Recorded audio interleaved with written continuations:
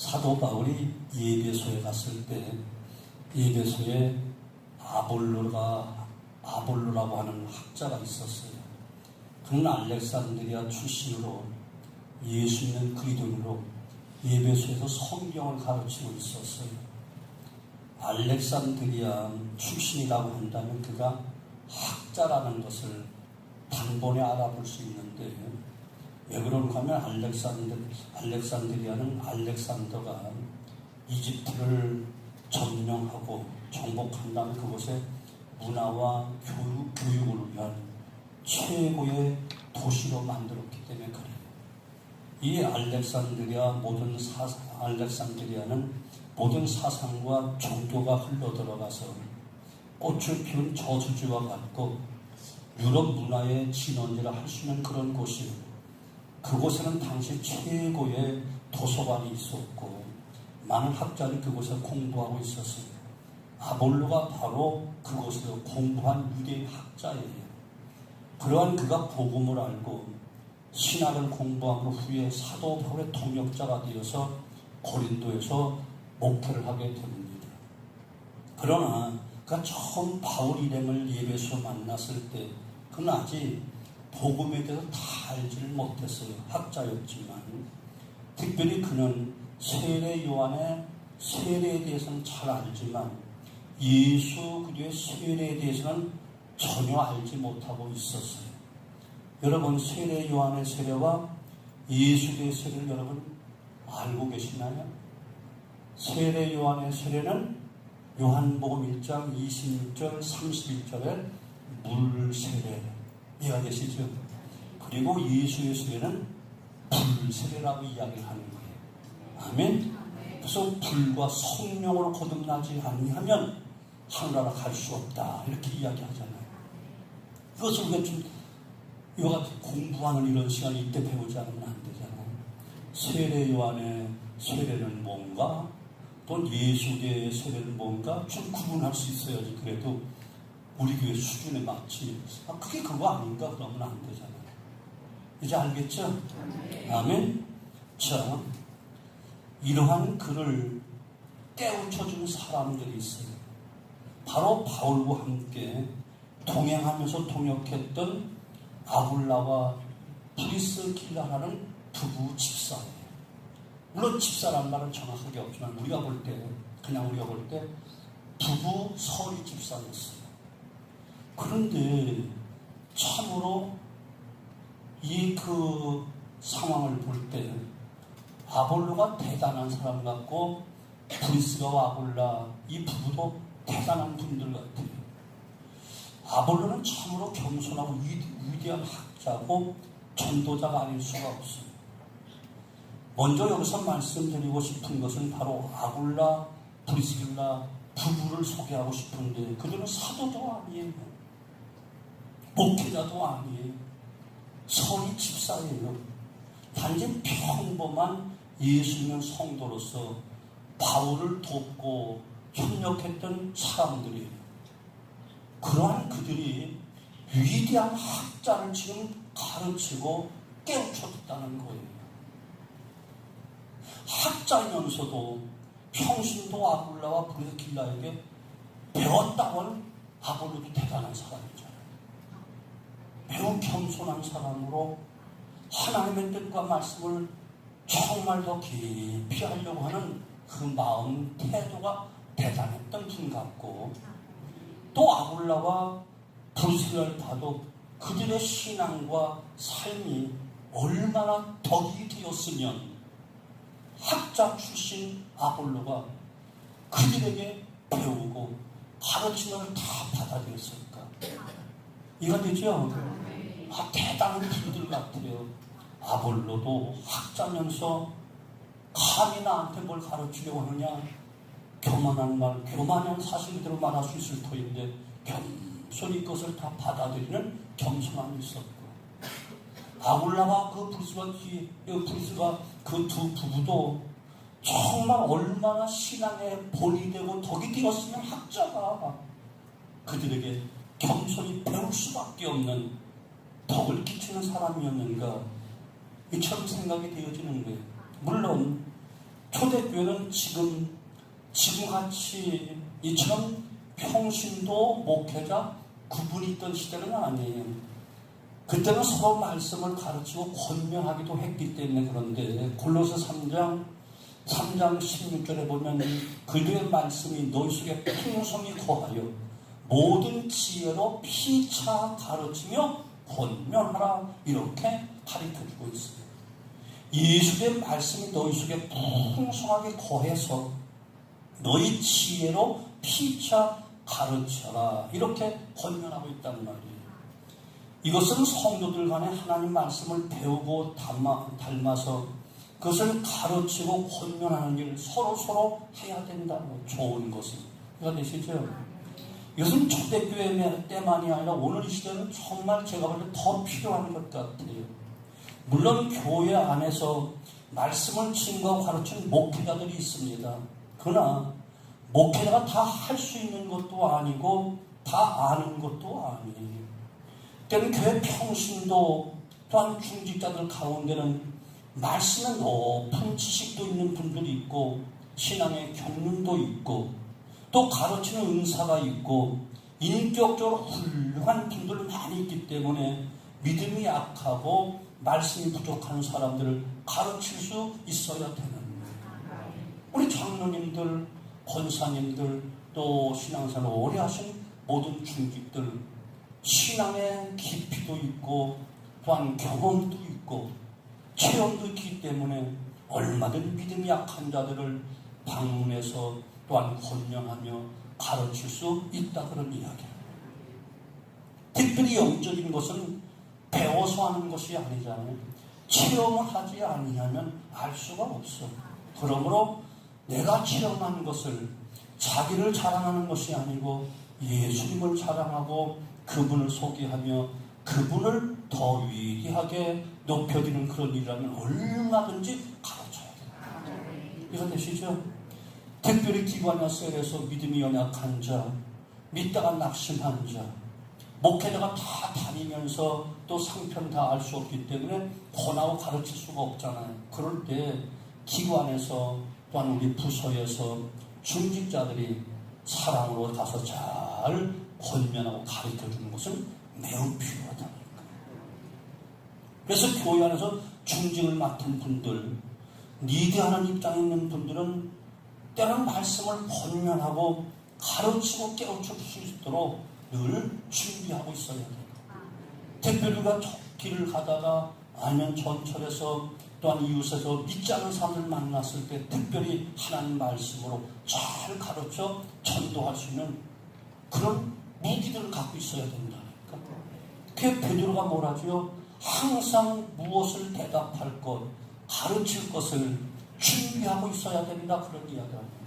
언제 어느 시에 당하는지 모르겠다. 당신 오늘 교회 나간 다음에 교회 장로라며 도대체 교회가 뭐야? 무엇을 배우는데 하면 그래 와보면 알아. 그냥 와봐. 이렇게 하면 얼마나 솔직히 자기 양심에 이건 내가 뭐지? 하지 않겠어요? 바로 정확하게 예수를 왜 믿어야 되는지, 예수님이 어떤 분인지 정확하게 내가 체험하고 만난 예수를 친구하고 교회에서 배운 말씀을 잘 가르칠 수 있는 이런 가르치는 은사를 좀 가지면 좋겠다, 그런 거예요. 따라서 교회는, 교회에서 사역하는 모든 분들은 다 교사 역할을 해야 돼요.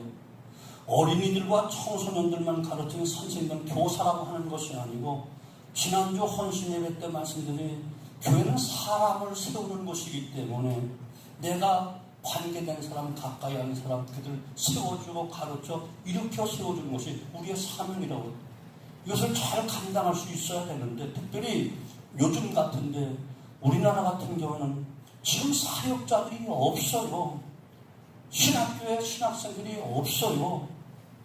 특별히 서울도시 많이 사는 이런 수도권이나 시골에는 목회자를 구경을 못해요.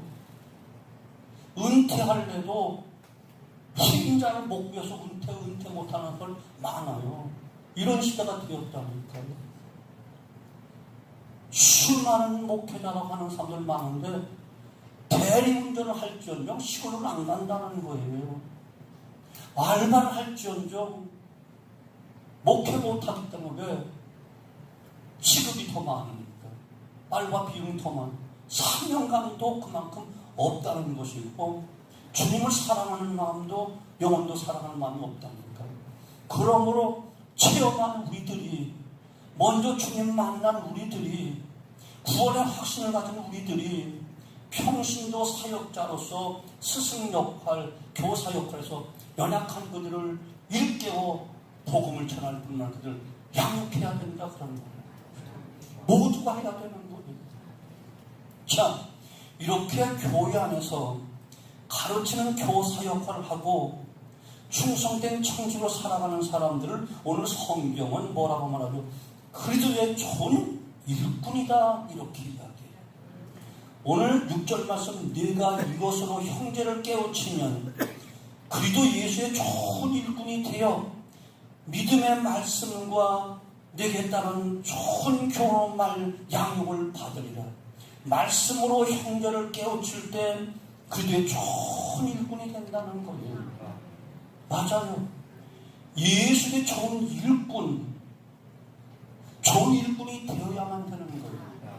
그래서 일꾼이라고 하니까 일을 잘하면 되는가? 일 잘하는 사람인가? 아니요, 그런 뜻은 아니에요. 예수의 좋은 일꾼은 주님의 제자가 되어야 된다. 제자가 무엇이지요? 제자란 주님의 말씀으로 훈련되고 예수의 성품과 인격을 담고 성령이 주는 은사 안에서 일하는 사람을 가리켜 그리스도의 일꾼이라고 이야기하는 거예요. 무조건 힘이 있다고 일 잘한다고 일꾼이 아니고 주님의 참 제자가 되어야 된다니까요. 아멘. 그 제자 그러면 우리가 전에 교육받을 때 배웠지요. 우리가 주님의 제자 그러면 주님을 믿고 주님을 닮고 주님을 배우고 주님을 따르고 주님께 헌신하고, 이게 제자라고. 이것이 좋은 일꾼이 되는 거예요. 아멘. 물론 말씀을 전하는 사람, 일도 잘하면 좋지. 그들은 예수님으로부터 하나님의 나라의 말씀을 듣고 보고 배웠기에 주님의 제자들이라고 초대교회는 이야기하는 거예요. 그리고 주님을 닮아간 겁니다. 주님과 3년 반 동안 동고동락하며 주님을 믿고 주님을 닮고 주님을 배우고 주님을 따르고 주님께 헌신했던 제자들을 그런 제자라고 이야기하는 거예요. 여러분, 단순히 주님으로부터 택함을 받았다, 이것도 제자란 말하겠지만 그들은 예수님으로부터 하나님 나라의 말씀을 직접 듣고 보고 배웠고 같이 행했다는 거예요. 이를 가리켜 제자라고 이야기합니다.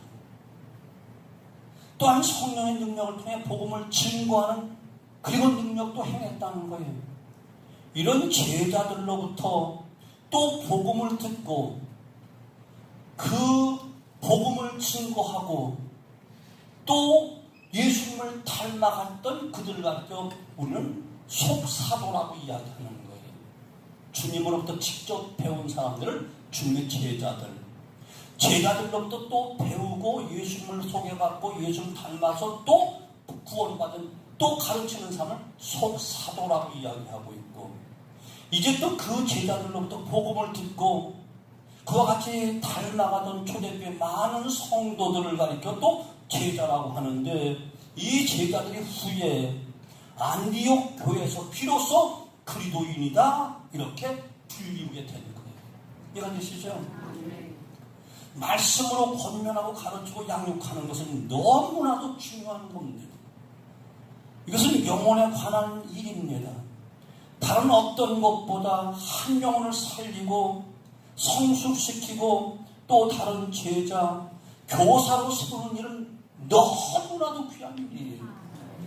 그러기에 우리 주님도 이것이 너무나 중요하기 때문에 3년 반 동안 일에 집중하신 거예요.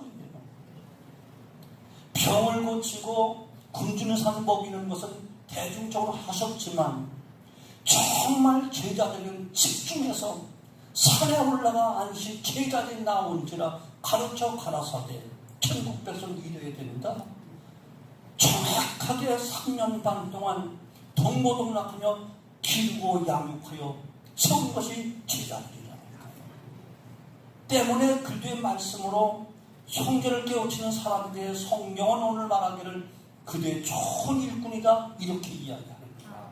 누가 그렇게 되어야 된다고요? 오늘 우리가 그렇게 되어야 된다. 우리가 하나님의 말씀으로 형제를 권면하고 잘 가르쳐서 믿음이 연약한 자 이렇게 세워주고 잠자는 자 깨워주고 병든 자 고쳐주고 모르는 자 알려주되 예수님과 그분의 말씀은 정확하게 잘 가르쳐주고 안내해주고 양육하여 또 제자를 삼는 사람들을 가르쳐 그리스도의 좋은 일꾼이다 이렇게 이야기해요. 아멘. 우리가 바로 그 좋은 일꾼의 역할을 해야 되는 거예요. 바라기는 우리 모두가 이 일로 말미암아 좋은 그의 일꾼으로 칭찬받기를 수요기도에 나와서 말씀 배운 우리들이 주님의 좋은 일꾼이 되어지기를 간곡히 축복합니다. 좋은 일꾼을 강조한다면 반대로 나쁜 일꾼도 있다는 거예요. 나쁜 일꾼은 무엇이지요?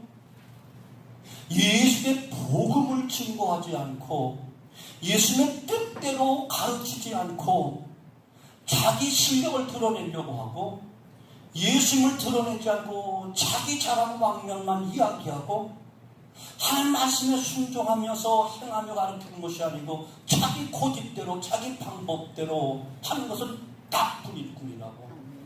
예수 바라보고 자기 자랑하는 것이고 예수 복음 가지고 자기를 드러내는 것은 이보다 더 그냥 고등 사기꾼이라니까요. 나쁜 일꾼이에요. 교회 안에는 일꾼으로 이야기한다면 좋은 일꾼, 반대로 나쁜 일꾼도 있는가 하면 말꾼도 있고 구경꾼도 있고 도랑꾼도 있다니까요. 말은 기가 막히게 잘하는데 행하는 건 없어. 남이 하는 걸 가만히 보고 있다가 조금 성과가 있고 하면 자기가 드러나서 자기가 한 것처럼 구경하다 탁 주인공처럼 나오려고 하고 또 조금 불리해지면 어느 순간 지도세서 몰래 싹 도망가 버린다니까. 도망꾼들도 있다니까. 여러분 교회 일꾼이 되되 좋은 일꾼이 되라. 아멘. 나쁜 일꾼 되지 말고 말로만 하는 일꾼 되지 말고 구경하는 일꾼 되지 말고 남의 놓은 것 가지고 비판하고 청지하지 말고 또 일하자, 헌금하자, 봉사하자, 희생하자면 도망가는 도망꾼 되지 말고 주님의 좋은 일꾼이 되자. 아멘. 주님은 좋은 일꾼을 찾고 계셔요. 좋은 일꾼. 우리를 극상품으로 심었다고 성경은 이야기하잖아요. 극상품 포도나무를 심었으면 상품 가치가 있는 열매를 맺기 원하시지 짝퉁을 맺는 거 원하지 않는다는 돌 감람나무 원하지 않는다니까. 상품 가치는 최고의 특상품이 되길 원한다니까. 아멘. 그래서 좋은 일꾼이 되어야 된다. 사람에게 보이려고 하지 말고 자기 자랑하지 말고 자기 뜻대로 하려고 하지 말고 고집 피우지 말고 교만 떨지 말고 우리 좋은 일꾼이 되어서 예수의 그 말씀을 그대로 믿고 말씀을 주신 그분을 믿고 그분을 따르고 배우고 또한 그분께 마지막 헌신하며 충성하는 좋은 일꾼 되시기를 주님을 축원합니다. 아멘.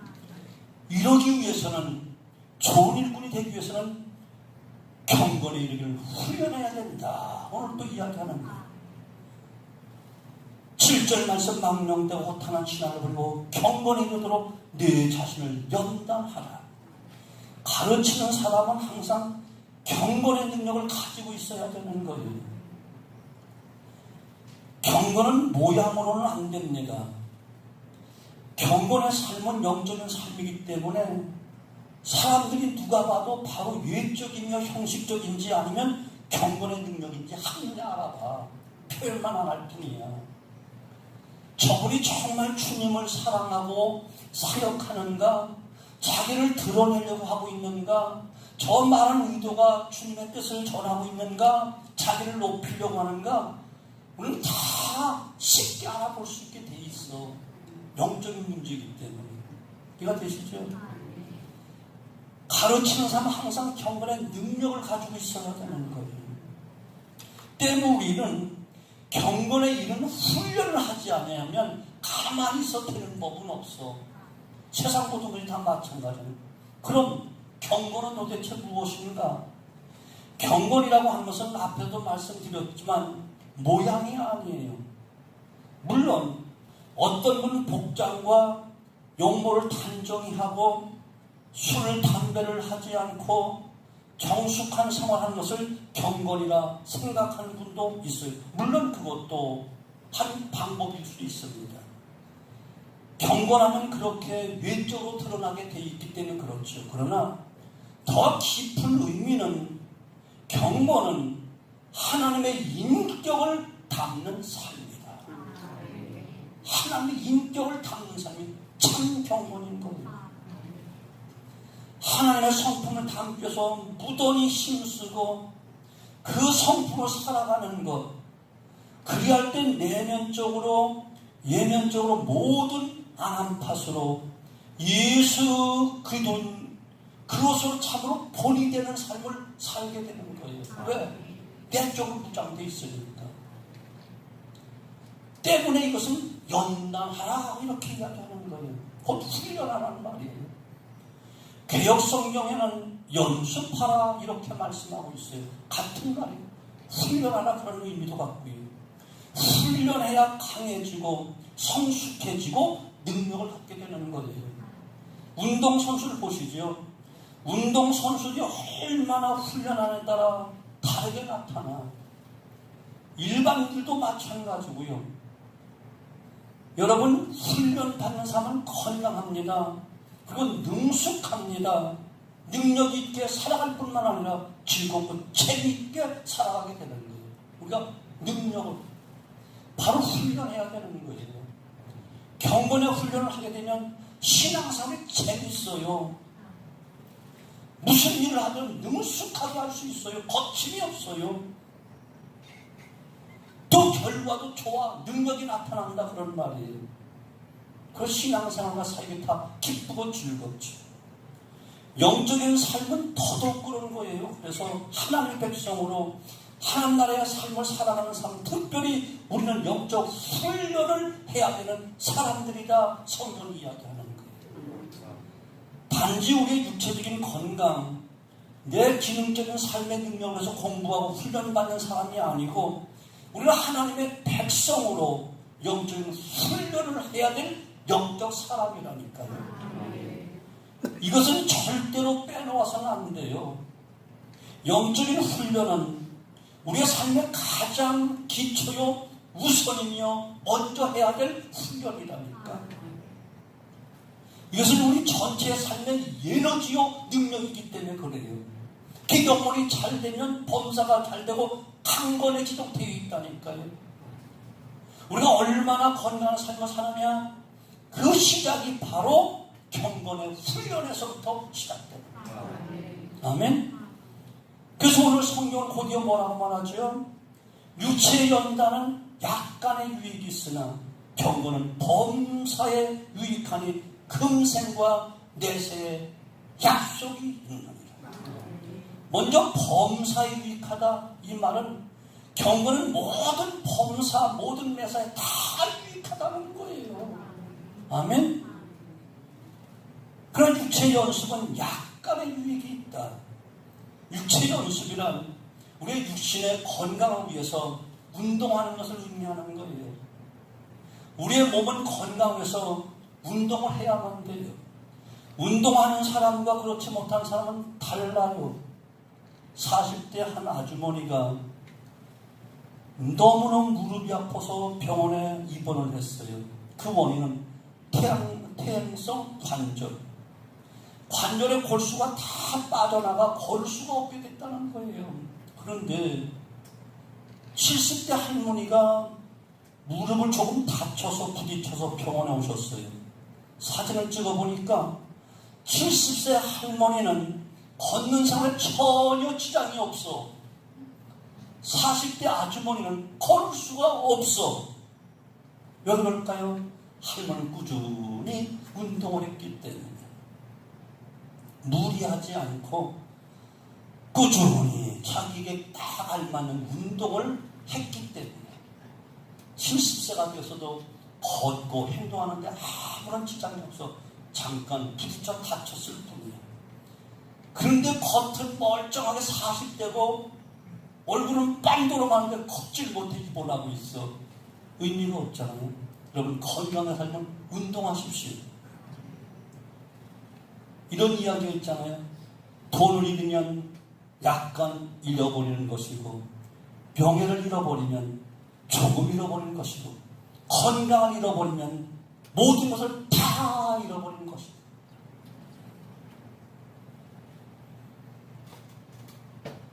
종종 저는 이 생각해요. 그 돌고 도는 돈, 그 돈 벌려고 그냥 정신없이 밤낮으로 뛰어다니다가 돈은 모았는데 병들 없어. 이제는 있는 돈 가지고 다 쳐박으면서 병 고치려고 다 허비해버려. 똑똑한 사람이지. 사랑하는 성도 여러분, 건강 조심하십시오. 옥체 보존하십시오. 아멘. 돈 벌려고 몸이 병들 만큼 밤낮으로 뛰어가는 멍청한 사람이에요. 바보예요. 돈을 잃으면 조금 잃어버리는 거야. 명예를 잃어버리면 조금 더 잃어버리는 거야. 그러나 건강이면 다 잃어버리는 거야. 근데 성경은, 하나님은 육체 연수, 육체 훈련은 약간의 유익이다 이렇게 이야기해요. 그러나 경건의 훈련은 범사의 모든 것에 다 유익하다. 영적인 훈련하며 살아가는 사람은 항상 그 영혼이 맑고 건강하고 깨끗하고, 아멘, 순수하단 말이에요. 우리가 도심에서 그렇게 느낀 날이 많지 않지만 시골이나 저 휴양지에 가면 아침 일찍이 해가 떠오를 때 창문을 활짝 열어줬지만 여러분 어떻죠? 기분이 뭐라고 해요? 이야, 상쾌하다. 아멘? 상쾌할 수밖에 없지. 마음이 시원하고 깨끗하다 보면 우리가 하나님 말씀으로 묵상하고 하나님과 교제하면서 하루하루 시작하는 그 영적인 삶이 우리의 영혼이 맑고 깨끗하고 그 속에 힘이 나도록 되어 있다는 거예요. 그 영혼에서 유혹을 이길 수 있는 힘이 나온다는 거예요. 우리의 영혼이 혼미할 때 유혹이 넘어가기 쉬운 거예요. 영혼이 육체의 지배를 받을 때는 주로 쾌락과 감각적인 그것을 쫓으려고 하기 때문에 유혹에 쉽게 넘어가고 마는 거예요. 예를 들면 다윗이 범죄할 때를 보지요. 그 영혼이 잠들어 있었어요. 그 부하들 전쟁터에서 목숨 걸고 지금 싸움을 하고 있는데 그 궁궐에서 한가운데 낮잠 잤다니까요. 아니란 영혼 속에 영혼이 육체의 지배를 받게 된 거예요. 너무 안일하게 신앙생활하고 영적으로 침체 가운데 있으면 그 영혼이 육체의 지배를 받아 끌려가는 거예요. 그로 인해 일생일 때 큰 실수를 범하고 말잖아요. 영혼이 깨어있는 것이 얼마나 중요한가 하는 것을 하나님의 사랑 다윗을 통해서 우리에게 교훈해주고 있는 그 내용인 거예요. 이해가 되시죠? 이 육체는요 너무너무 간사해서 앉으면 눕고 싶고 말 타면 또 종두고 싶고 그런 거라니까. 그러니까 사도 바울이 날마다 쳐서 복종시킨다. 난 날마다 죽노라. 그 그렇지 않은 영적 전쟁에 승리할 수가 없다는 거예요. 그러나 영혼이 살아있을 때는 유혹을 물리치고 이기고 분별하고 승리할 수 있는 거예요. 갈라디아서 5장 17절 육체의 소욕은 성령을 거스리고 성령은 육체를 거스리나니 이 둘이 서로 대적함으로 너희가 원하는 것을 하지 못하게 하려 함이니라. 성령의 소유 안에서 우리는 날마다 육체의 소욕을 이겨야 되는 거예요. 쳐서 복종해야 되는 거예요. 그리고 그 안에서 놀라운 성령의 능력, 에너지가 나오게 되어 있다니까. 에너지가 있는 배터리와 힘이 다 떨어져 있는 배터리, 여러분 그 성령을 한번 보시죠. 바로 그와 똑같은 거예요. 내가 일하고 공부하고 자신있게 힘있게 할 수 있는 것 바로 무엇이지요? 바로 육체의 소욕을 이길 때만 가능한 거예요. 경건의 훈련과 연습을 많이 해야 이길 수 있는 거예요. 내가 일하고 공부하고 자신있게 힘있게 할 수 있는 것, 영적 에너지, 영적 파워가 있기 때문에 고난도 이길 수 있는 건 뛰어넘을 수 있는 거예요. 아멘. 바람을 타는 자가 되고 파도를 타는 자가 되지, 바람에 침몰 당하거나 파도에 침몰 당하면 죽는 거예요. 바로 영적인 능력이 있어야 된다니까. 아멘. 특별히 경건의 훈련을 하면 또 한 가지 좋은 것이 있는데 관계의 아름다움을 가져와요. 영혼이 병들면 인간 관계가 다 나빠집니다. 사람들이 싫습니다. 짜증이 납니다. 그런데 영혼이 건강하게 되면 사람을 사랑할 수 있게 되어지고 옛날은 다 수용할 수 있는 넓은 마음이 되는 거예요. 제자 훈련을 받으면서 그때그때 생겨난 일을 일기같이 쓴 내용을 죽지도 말고 아프도 말자라고 하는 그 책으로 펴낸 강창성이라는 집사님이 있어요. 국세청에 근무하는 이분은 훈련을 받으면서 있었던 그 일들을 그때그때 감동을 받은 것을 다 기록해 놓으면서 그가 훈련받으면 가장 좋았던 것 중 하나가 바로 관계 회복이다. 그 책에서 그렇게 이야기해요. 하나님의 관계는 두말할 것도 없고 아내와 자녀들과의 관계, 직장에서 동료들과의 관계, 교회에서 성도들과의 교제의 회복, 이것이 자신의 생에 가장 행복한 한 시간이 되었다. 이렇게 고백하고 있는 거예요. 이해가 되시죠? 아멘. 우리가 경건의 훈련을 하면 다 수용할 수 있어. 다 감당할 수 있어. 맞아요. 우리가 영적인 훈련을 해갈 때 사람의 소중함을 알게 되어지고 사람과의 관계를 회복하게 되어지고 보다 아름다운 관계로 성화될 수 있고. 왜 그렇죠? 성령의 도우심이 그분과 함께하기 때문에 그럽니다. 평안과 희락은 성령의 열매거든요. 더 중요한 것은 금생과 내생의 약속이 있다. 이렇게 이야기하는 경고는 범사에 유익하니 금생과 내생의 약속이 영원한 약속이 있다. 곧 한마디로 하나님 나라를 얻게 된다는 것, 이것이 중요한 것 아닐까요? 여기 이 세상에서 모든 걸 다 얻어도 천국을 얻지 못하면 아무것도 못 얻은 거예요. 왜냐하면 이 땅의 것은 언젠가 반드시 피어있고 꼭 다 놓고 가야 되는 것들이기 때문에 신복에는 주머니가 없어요.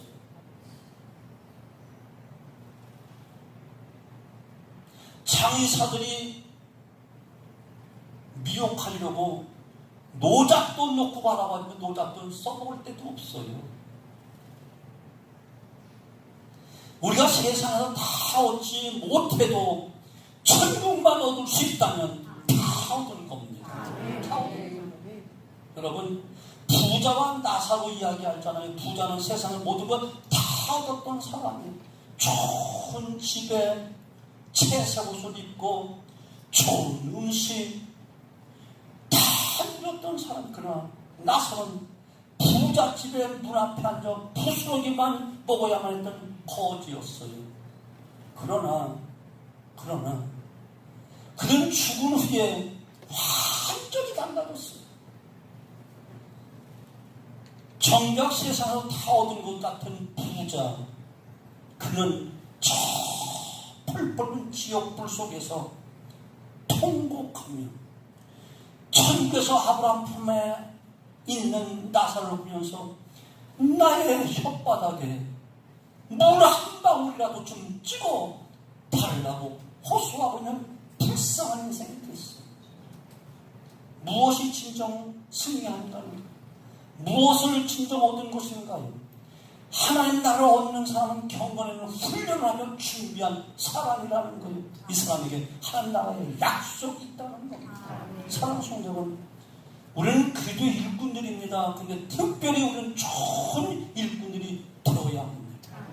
좋은 일꾼이 되는 것은 우리의 형제들을 바로 앞세우고 일으켜주는 것이 되고, 우리 안에 하나님 말씀이 풍성히 거하도록 날마다 말씀과 기도로 무장하고 또 피차 권면하고 가르치면서 믿음이 연약한 자를 세워주고 시험 든 자 일으켜주고 갈 길을 알지 못하는 자 바른 길로 인도해주고 가르쳐줌으로 그 천하보다 귀한 영혼을 구원하고 함께 세워져가는 이런 사람을 그게 좋은 일꾼이다 이야기합니다. 자기 생생내고 자기 드러내고 자기 자랑하고 자기 고집 피우고 보라 내가 이렇게 했다 떠벌리는 것 결코 주님은 기뻐하시지 않습니다. 물론 주님의 일꾼이 돼야 돼요. 개인적으로 소그룹으로 아니면 단체로 우리 훈련받는 것 즐거워해야만 됩니다. 군인 훈련 많이 받으면 받을수록 강해집니다. 선수들 훈련을 하면 할수록 능력 있는 선수가 됩니다. 우리도 마찬가지. 우리가 하나님 말씀으로 훈련되어질 때 강한 그들의 군사로 쓸 수가 있고 영적 전쟁에 승리할 수 있는 거예요. 군사일뿐만 아니라 우리는 건강하고 행복한 삶으로 점점 더 발전해 나가게 되어지고, 보다 중요한 것은 영생이 약속되어 있다는 사실. 하늘나라의 삶을 준비하게 되며 장차 그 나라의 주인공이 될 것입니다.